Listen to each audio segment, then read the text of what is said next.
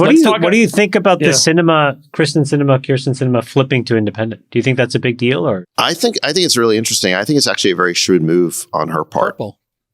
She's gone So first purple. of all, I think she's great. You know, just tell us about her, Sachs. No, she's great. She is the senator from Arizona, formerly Democrat, now independent, who is in the mold of, John McCain, who was a former senator from Arizona, sort of this maverick independent. And she does not kowtow to her party orthodoxy.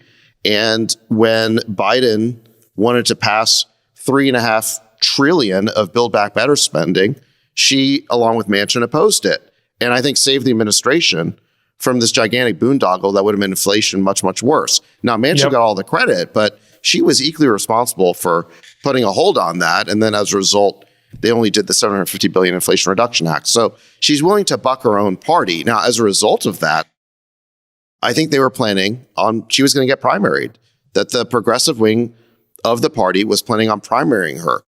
And by moving to an independent, in a sense, she preempts that.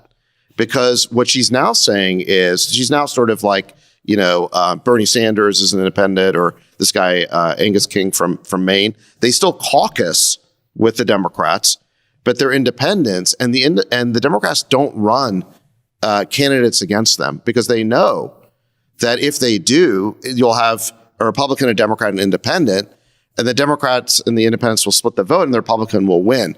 So basically, she's now daring the Democrats, hey, if you want to run a candidate against me, I'm not going to sit around and get primaried by them. You go ahead and run somebody, but then we're both going to lose to the Republican. That's what's smart about it, is I think she's daring Schumer to run somebody against her. It's also interesting. She's the only member of Congress I've read that's non-theist, which is kind of like atheist. She doesn't talk about God or doesn't believe in God. And I think she's the first openly bisexual member of Congress. She's a maverick. Certainly. Sachs, do you think she held up on making this decision until after that Georgia Senate runoff election finished? And do you think that it influenced the decision? I don't know. But I think that the key consideration here for her is, well, imagine if she doesn't make this move now, okay? And then in 2 years, well, I guess really next year, she gets primaried, okay? And then what if she loses the primary? It's going to be very hard for her to run as an independent. At that point, it'll look like sour grapes, sore loser, right? But if she goes independent now, she's saying, listen, I'm running as an independent no matter what. The question you have to make is what the Democratic Party is, whether to support me or basically tank this election and throw it to the Republican. Will we see more of this purple approach? Well, I was just going to ask you, what does this mean for Joe Manchin?